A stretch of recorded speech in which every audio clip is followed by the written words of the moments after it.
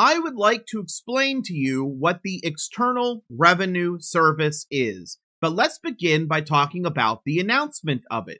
For far too long, we have relied on taxing our great people using the Internal Revenue Service, IRS. Through soft and pathetically weak trade agreements, the American economy has delivered growth and prosperity to the world, while taxing ourselves. It is time for that to change. I am today announcing that I will create the External Revenue Service to collect our tariffs, duties, and all revenue that come from foreign sources. We will begin charging those that make money off of us with trade, and they will start paying, finally, their fair share. January 20th, 2025 will be the birth date of the External Revenue Service. Make America Great Again. So, the External Revenue Service is going to collect duties, tariffs, and all revenue from foreign sources. Well, what is a tariff? A tariff is a tax paid by the American company that imported it. You got it. So that's actually paid by Americans.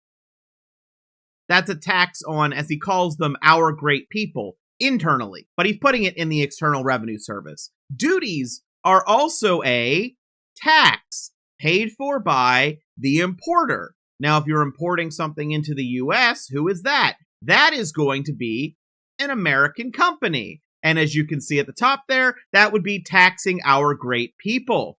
Now, you might say, well, they're not taxing the individual, they're taxing the company. But you see, when the company, it costs more money to import, they're going to raise the price and pass on the cost of that tax to the consumer, also known as our great people in this context. And you might be wondering, are the other foreign sources he's talking about also going to be taxes on the American people? And the answer to that is, we will have to wait and see. But the answer appears to be most likely. So if these are all, in actuality, internal taxes being paid by American citizens, why is it being called the External Revenue Service? In fact, why are small government conservatives making yet another government agency? Well, it's very simple. By taking some powers from the IRS and moving them to a brand new service, they can claim they successfully shrunk the size of the IRS while increasing your taxes. Furthermore, the External Revenue Service can now be staffed with Donald Trump picks and appointees who he can make sure are yes men. So when your bills go up going to the store, when news starts covering the fact that these are taxes on Americans, these are punishing to American citizens, what's going to end up happening is he can send out these hand-picked employees to go on these news networks and tell you you're all wrong. It's just lying to the American people. Because you see, a few of his people have kind of admitted lately that tariffs, are taxes on Americans. That's how this works. So they need to literally just lie. They just need to lie to you. And the best way to do it is to make a brand new government agency staffed with Trump's yes men that will survive probably just his presidency, but they can lie to the American people. And that's really the main goal, right? When you say, oh, the taxes on Americans went up, the Fox News, OAN, no, those are fees paid to the External Revenue Service. We already know how this is going to go. It's very transparent. But you see, this isn't the only transparent thing that's happened today. I would like to mention James Comer.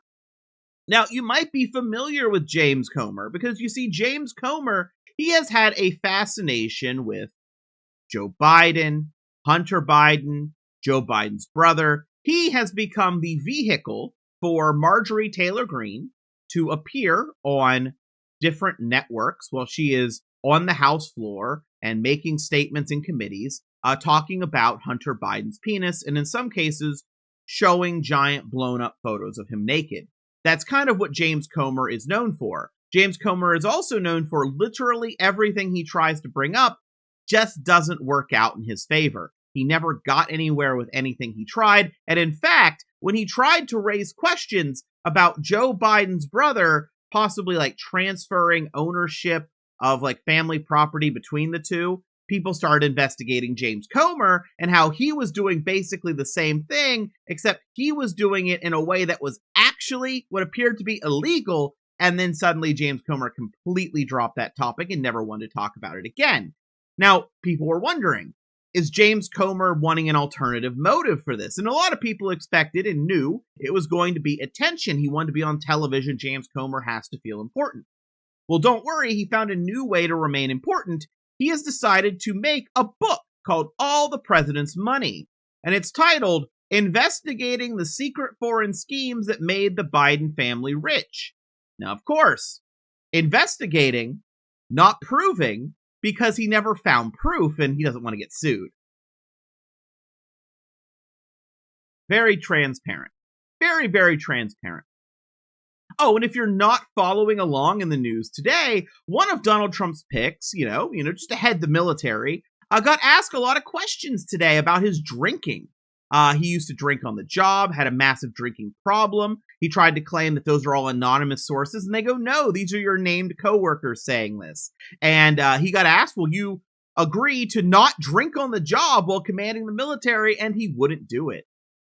He got asked to say he wouldn't order an invasion of Greenland or an invasion of Panama by order of Donald Trump, but being a yes man, he wouldn't do that either.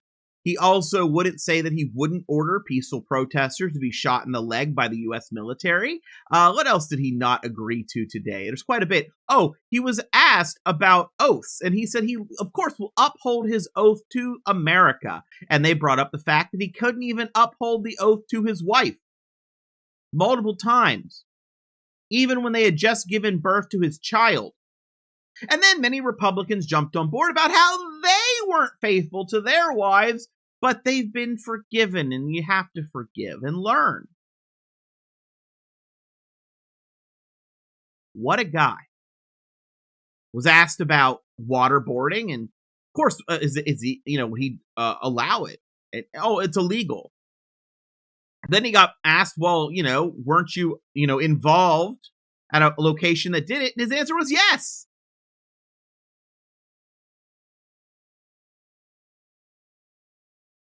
What is his qualification, though, really? Well, he's got a tattoo tied to white supremacy.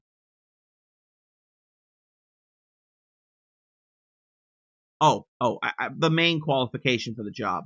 He appeared on Fox News. And tying back to this, there is a very, very big chance that whoever is in charge of this External Revenue Service is going to be a conservative news anchor. Above all else, because this is supposed to be a mouthpiece to hide these price increases, to blame others. Because if he goes through with these tariffs, prices at the store are going to go up. You're going to be paying more. You're going to be paying this tax. And he needs people to lie. And who better than the people that already were making a living lying to the American people on Fox News or Newsmax or OAN?